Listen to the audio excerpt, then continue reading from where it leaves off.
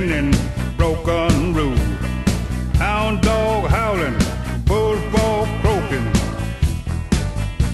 Everything is broken. Hi, and welcome to another edition of Dad's Divorce Live. I'm Matt Allen, editor of DadsDivorce.com. Today we're talking with Jill Egizii. She is author of the book The Look of Love and is a board member of Parental Alienation Awareness Organization. Jill's book is about divorce and dealing with parental alienation, and her organization is currently preparing for Parental Alienation Awareness Day coming up on April 25th. So we'll talk to her about both of those. So Jill, thanks for joining us. Thanks so much, Matt, for having me. I really appreciate it. Now, April, like we mentioned, is a big month in terms of increasing awareness of parental alienation. Like I said, April 25th is going to be the, big sort of awareness day.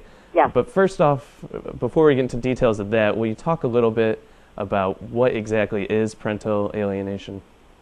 Parental alienation, very simply put, Matt, is when a divorcing couple is having problems and one parent decides to essentially brainwash systematically the children and turn them against the other parent and his or her family. So it's not just the parent that's alienated, it's the grandparents, in many cases the aunts, the uncles, the cousins. And what are the effects? Like you mentioned, it's not just the children being affected, it's parents, other family members, relatives. Right. How do you, what are those effects and how can you properly deal with them? Well, them? the effects are very similar in most cases. Of course, to the parent, grandparents, and immediate family, it's a devastating, heartbreaking experience. The loss of a child at any time to death or through parental alienation is a horrible, horrible thing. So you have that grief and the heartbreak of the loss of a child. For the child is much, much different. Very, very heartbreaking for them as well. However, it can extend, and most oftentimes does. There are 3 levels of parental alienation: mild, moderate, and severe. And in all of these cases, half of a child is being stripped away, and is essentially you're telling that child, the alienating parent is telling that child, you're no good, because the other half of you, your other parent, is no good. So this child grows up with self-esteem issues, with trust issues, and really the inability to ever have a meaningful relationship because of those 2 factors.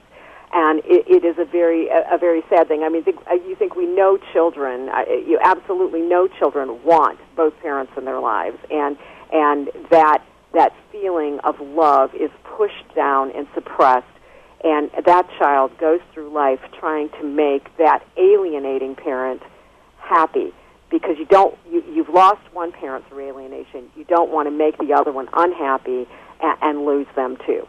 Now, you mentioned the 3 levels. What are the differences between, is a mild form of parental alienation just offhanded comments about, well, you can't afford these clothes because your mom or dad isn't paying child support? Exactly, and something that probably all people are guilty of in their marriages. Right. I mean, even I remember saying things sometimes when being angry. If a parent is saying the other parent is keeping you from seeing me, not allowing me to eat, is a horrible person, she's promiscuous, or he's promiscuous, saying horrible things about the other parent moves it on to the next level, and then beyond that, it's just total lack of contact, visitation interference, or no visitation at all. I think that when you get to the point of severe, and I believe my children have moved beyond that point of severe onto what we call Stockholm Syndrome. It's a horrible thing. And I could deal with the hang-ups and being called names and being called by my first name and just not being seen when I was supposed to be. But the silence is the worst thing.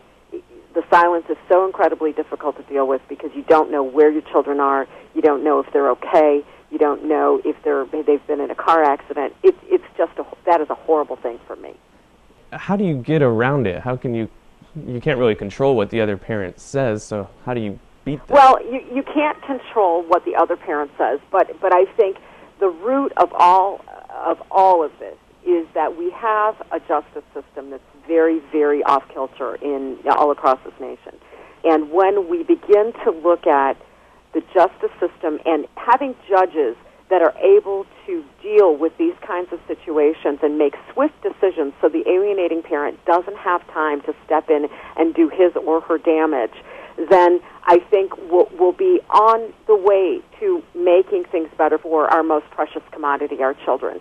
We need to have family law judges who are trained to deal with these kinds of things. And I feel that legislative change is extremely important. And we have this Illinois Family Law Study Committee that is looking at the Illinois divorce law, which hasn't been looked at in 40 years.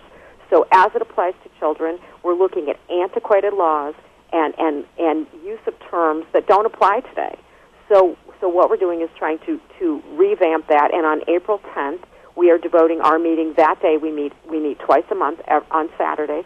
And we're devoting that day specifically to custody issues and specifically to children's issues. And we hope to really make these changes in this divorce law and take it to the Illinois legislature in August, the recommendations, and hopefully have a vote in the veto session in November. So hopefully with this Awareness Day on April 25th, we can spread the message even more. Are there any sort of details people should know, places they need to go to for more information Absolutely. On how they can get involved? If they want more information, they can go to our website, Parental Alienation Awareness. It's PAAO.org, PAAO.org, and that's Parental Alienation Awareness Organization. And we are also doing the Bubbles of Love campaign that day. And we're encouraging everyone from around the world to stop what they're doing at noon in their respective time zones on April 25th and blow bubbles, soap bubbles, either indoors or outdoors for 5 minutes. And this is a show of solidarity and awareness about the global issue of parental alienation. And it shows the world that love does take us all higher and that love cannot and will not be contained. Right. So again, to our viewers, that day is April 25th, Parental Alienation Awareness Day. Jill, thanks so much for your help and your efforts in spreading awareness for what really is a severe sort of almost form of child abuse. Really is, and I am going to keep it up as long as I can, Matt. And it's just such an important issue, and I just encourage people to if you know someone who's going through it, stand up and help them because it's a horrible thing to go through. All right. Well, thank you, Jill. That was Jill Egizii. I'm Matt Allen, editor of DadsDivorce.com, and that'll do it for this edition of Dad's Divorce Live.